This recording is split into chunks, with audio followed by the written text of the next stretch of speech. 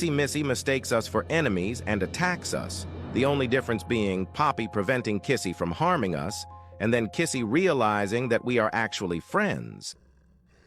No! No! Let go! They didn't do anything wrong. We're actually here to help.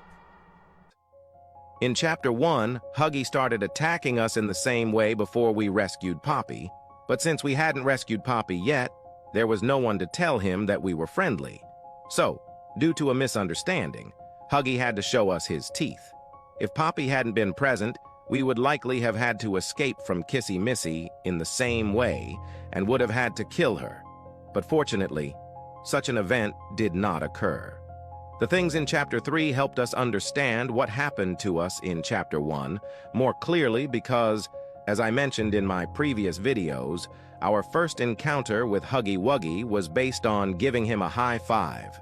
He looked at us with a friendly face and wanted us to give him a high five, and we all did. Our actions in the following minutes angered Huggy and caused us to appear as enemies to him. The theory here is about creating a toy.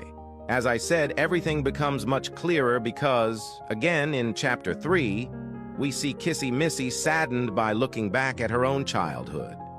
None of them, including Poppy, want any child to become a toy and suffer. Hearing that we created another toy again, Huggy loses it and becomes our enemy. I can almost hear you saying, "I wish things had turned out differently." Because there isn't anyone who doesn't love the character of Huggy Wuggy.